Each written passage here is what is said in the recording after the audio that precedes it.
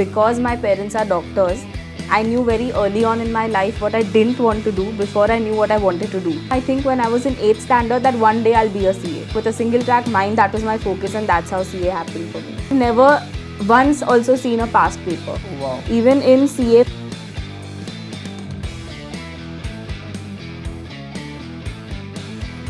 Welcome to another episode of Beyond the Degree.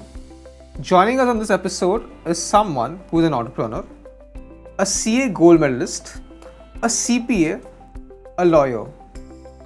She loves writing, learning, teaching, and mentoring. She has been recognized as one of the top 60 women making a difference by an initiative of Government of India. In this episode, we are going to talk to none other than CA Namita Shah. This episode is powered by CA Shah Classes.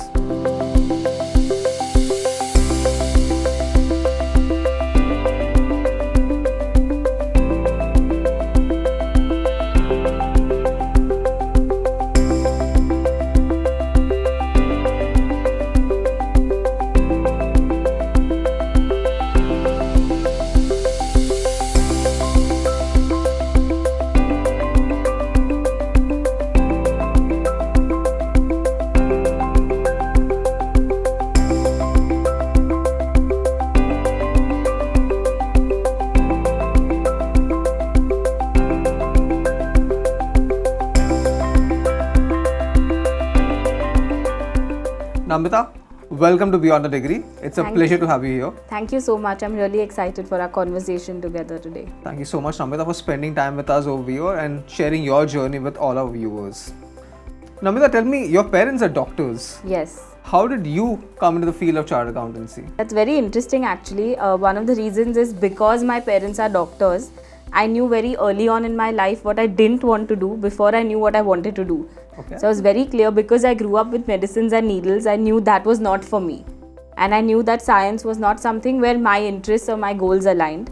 And that's how actually commerce happened for me. I did have an interest in physics when I was younger, but what I wanted to pursue, maybe opportunities back then, were not as many as there are today in specific fields related to physics. But I knew that numbers is something that interests me. And then I started looking at options outside of the science field, and that's how commerce happened for me. Although my parents are doctors, I knew that commerce was what was meant for me, and when I started looking at what in commerce, that's when I stumbled upon a course called CA. And I didn't know what chartered accountancy meant, but I knew, I think when I was in 8th standard, that one day I'll be a CA. And that's what I did. After 10th, I only filled in the form for one commerce college, and I directly enrolled in CA Shah classes after 11th when they started coaching. And with a single track mind, that was my focus, and that's how CA happened for me. So बचपन में कभी moment नहीं था जो 3 Idiots वाला है कि मेरा बेटा इंजीनियर बनेगा, मेरी बेटी डॉक्टर बनेगी? That never happened conversation. Your parents were okay with this transition? अब बचपन की बात छोड़ो, अभी की भी वही बात है. My mom still feels that काश तुम डॉक्टर बन गए होते, but nepotism still exists. So. I know, but I'm happy, and now they are also happy that I chose what I chose. I don't think I would have been a good doctor. Even if I would have ended up pursuing medicine, I would have found something to do with numbers and something to do with everything around medicine rather than core treatment of patients. But yes, my parents did have that desire, especially my mother. But then I think we all knew that what's not meant for you is not meant for you, and luckily I had the guidance and the encouragement to pursue what I thought was the right path for me. So you got a very interesting thought that 8th standard में you are pretty focused कि मेरे को CA करना है, and at a single line focus. Was that kind of a success story of you being a rank holder through all your exams? In a way, no, because the way I have always studied and the way I've always been, I don't think I've given importance to marks or an exam. And I think CA is a journey which is much more than just those 8 days of examinations at every level. It is about learning, and it is about how you grow in the journey. And I know all of this sounds very cliche, but that's how I've always looked at any exam. So for example, even 12th or even graduation, we had this concept of doing past year's papers because questions mostly वो exams में तो वहीं से आते हैं. But I have never once also seen a past paper. Wow. Even in CA, when you get that entire module from the institute which has past papers, I've not seen them. I've studied from the actual textbooks, and that's how I did CA as well. I mean, the exams or what happened after were just a byproduct, not my objective of what I wanted to do. I do love numbers, and I did want to learn subjects in chartered accountancy for the love of the subjects. Few of them, not all subjects. We'll come to that in a while. But Yeah. so you were rank holder at the foundation at the inter. उसके बाद Yes. कभी वो pressure था, expectation थी लोगों की that final में भी rank लाना है. Yeah, you bring up a very interesting question. Actually, what happened with me was that I never excelled so much academically until I came in college. So for me, the first time I actually topped anywhere or got a rank was 10th standard in my entire life, and then a CA happened after. So what happened was, in 10th was the first time that I got a rank, but that was okay, that was still school. When I went to college, in the first entrance level, that time we had CPT. In that I got the 10th rank, which was the last rank that they give at the CPT Yes. level. What happened in IPCC, I got a higher rank, but that also came with a lot of pressure, because I still remember, before the exams, when your family and friends call you to wish you, to me, nobody said all the best. They just told me that, oh, we know you're anyway going to pass, you're anyway going to get a rank, so why should we wish you? And that adds so much unnecessary pressure, and I just hope that people can see that your past performance should not be... It's like mutual funds. Exactly. should not be taken in a way to benchmark add for pressure you on to somebody, keep and you getting should give somebody that space that, okay, it's okay to fail, just do your best, it doesn't matter. But yeah, that's what happened. But it's a pressure that comes with It comes things that naturally you have with, to deal with. once you're rank holder, people Yes. kind of have that belief in you. And I think typically ये बात होती है कि अगर school में तुम अच्छी marks ला रहे हो, टॉप कर रहे हो, you want to taste failure, become a CA. And a lot of rank holders from school and early college life taste their first failure when they not crack one of the examinations. And you were a reverse trend कि school में नहीं था, but यहाँ पे you start getting a rank. Yeah. So was there some secret sauce of preparation that you had, in terms of getting there? So I believe that I think the preparation for me started in 12th standard, not so much at the final CA classes. Because in 12th, during our time, we had a multiple choice question format. What I loved about JK Shah classes, and this is in no way me being sponsored by them or anything to say this, but what I loved about it is that when we were in 12th and when we were understanding those concepts, they never taught us in an MCQ format. They taught us actually conceptually and how to solve it. So I think जितनी मेहनत मैंने 12th में की है उतनी CA final के वक्त नहीं की थी. And that is what set a strong base that I believe helped me, because once your concepts are clear, any form of complexity, like for example in accounts, it all boils down to the 3 golden principles. If those concepts are clear, every other step becomes conceptually clear on a good foundation. Correct. So I definitely feel that everything that I've achieved after also has been because of my classes in 12th standard. And yeah. The right foundation. Yes. So जब CA final का result आया था, did you check your result first or the rank first? Neither actually. Okay. My friend checked my result and they immediately called me and told me, and that's how I have never checked my results in any of the 3 exams. Is this because of some kind of beliefs that you have, or? Honestly, because before I would check, my friends would check it already and then just tell me that, okay, so you know what. कभी anxiety नहीं थी exam, because I know the CA result at that point in time वो declare करके कि 10 बजे आएगा, वो 12 बजे तक आता नहीं था website पे. You keep refreshing and there'll be 10 rumors on the group कि result निकल गया, result शाम को आएगा. You keep hounding between that. You never had that anxiety feeling during the results? So what happened is, as you rightly said, they would say I would sit on the computer from 8 in the morning, keep refreshing for half an hour, and then after that I would be like, ठीक है, जब आना है आ ही जाएगा, कोई तो बता ही देगा.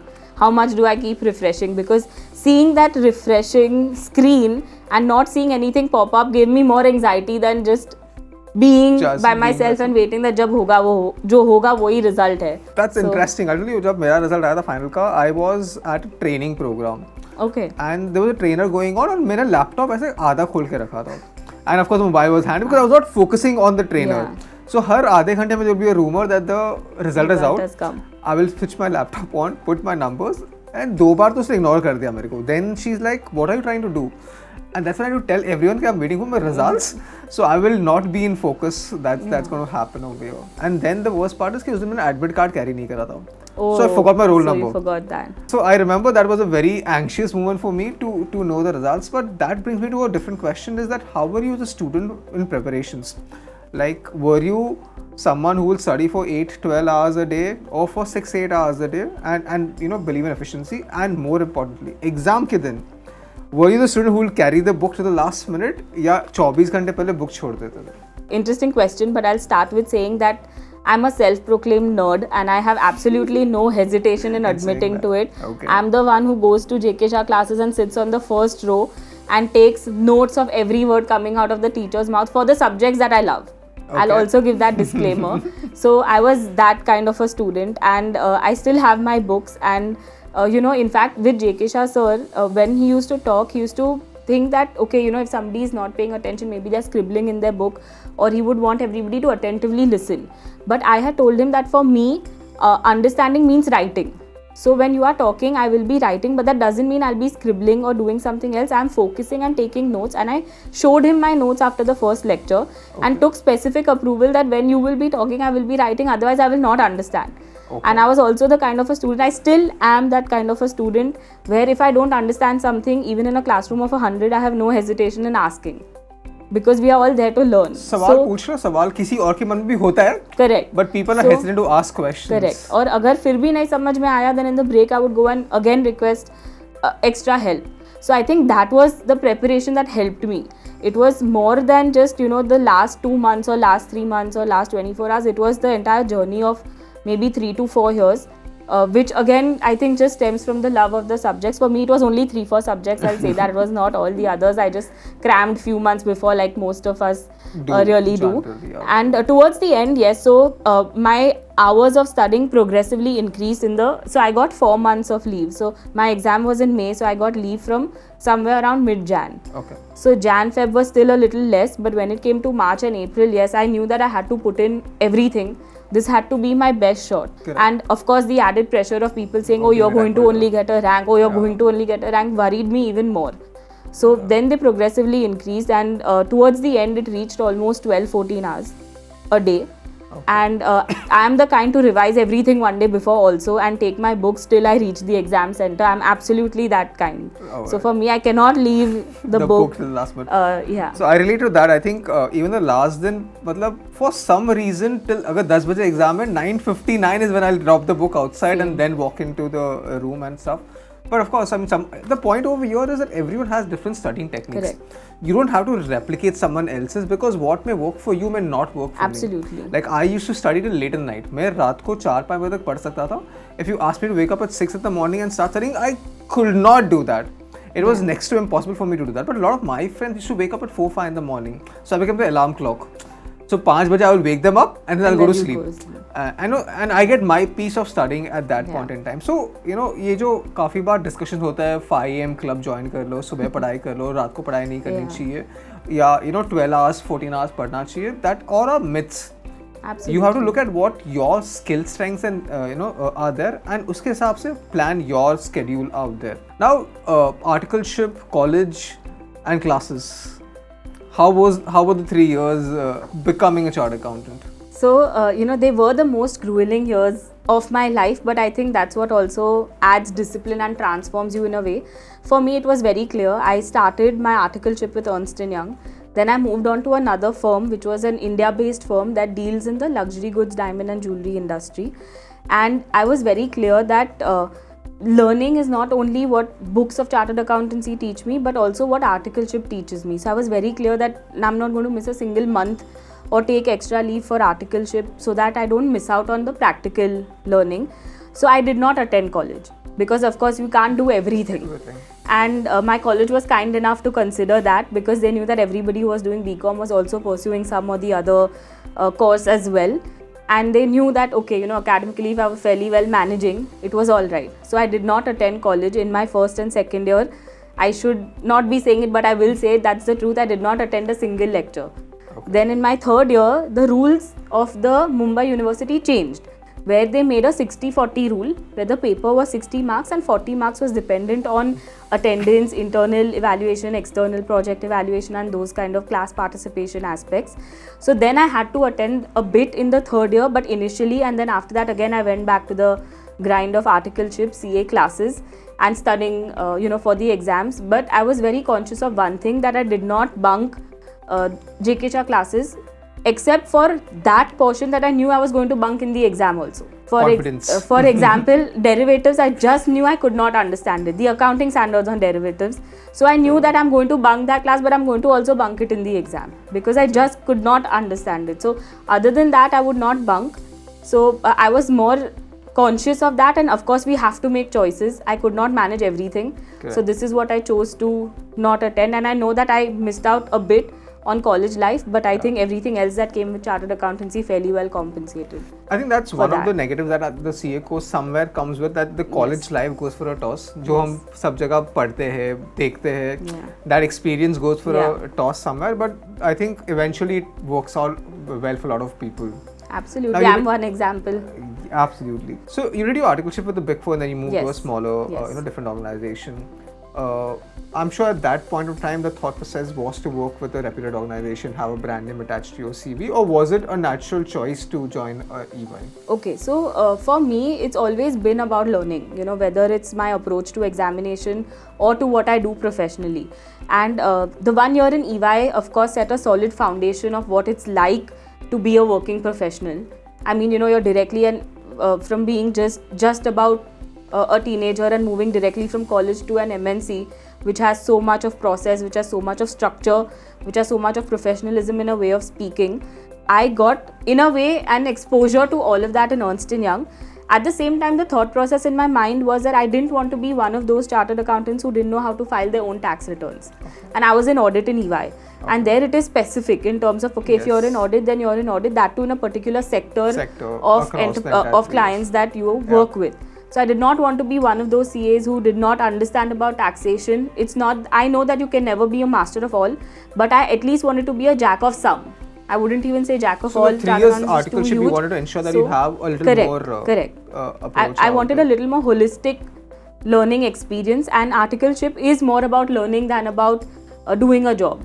So I took that in my stride, and that's why I moved from Ernst & Young to another firm where I learned all the other things that EY did not have in terms of the type of clientele and the type of work. Of course, both were very different. I moved from an organized setup to a chaotic, lack of process-based setup, so to say. True. But then also the learnings were very different. But I did think that I got the best of many worlds in my articleship. Agreed. I mean, I personally had a reverse journey. I had a small firm for the first 2 years, and then after my inter-CA, I moved to EY for my last year and a half of articleship. And I get your point that, the kind of clients I get to work, representations at different departments, doing the minutest task across different verticals at the small firm versus being only in tax advisory consulting at a Big Four.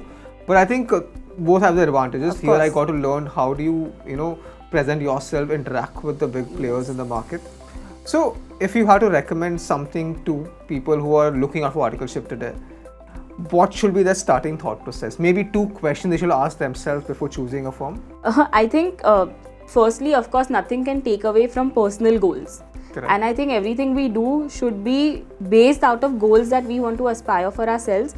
But more than the questions about the firm, questions should be about where do you see yourself, and not limit options there, and not be scared of experimenting. Because people often think that if I don't have, for example, if I don't have a Big Four experience, I will never get a good job. That's not true at all. Or that there is absolutely no scope of growth in a non-Big Four. That's also not true at all. So what aligns with their goals, and that's I think what they should be looking at. But considering that articleship is not a job, it is an opportunity to learn and grow. So whatever gives maximum learnings that is available for them, they should opt for that. I think a good point in terms of that it's okay to experiment and okay to relook at what I've thought. Absolutely, so अगर like you did Big Four for a year, you think okay you want something else, एक साल के बाद change कर लो. Yes. Don't get stuck where you are for 3 years because that is where the problem is. Exactly. कि मैंने गलत decision ले लिया, या decision लिया है, it's not where it's aligning to what I want to see myself. It's okay to reroute yourself. Absolutely. And not get stuck there. That's a good thought process for a lot of people today कि उनको लगता है कि अगर मैंने ये नहीं करा तो शायद मैं आगे क्या कर पाऊंगा. And they defer decisions or overthink on that lines. See, your father started this litigation. Why don't you settle it? Accept what he's offering. Otherwise, your child will have to conclude it. Is it? I thought it was US. No, was it the is. In fact, in US, over 96 or 97% of cases are settled pre-trial. They don't even go to court. Oh, They say I'll interesting. sue you, but it's a settlement. Oh, It's a okay. mediation that happens. That happens out. We ourselves don't do any kind of adjudication of disputes. Okay. We have a panel of arbitrators and mediators. Interesting. So they get assigned to these disputes based on certain criteria like specialization, area of expertise, things like that. So far now we've done over 2 lakh plus disputes. We've had over $1.5 billion of dispute under management that have been resolved via the platform. Wow.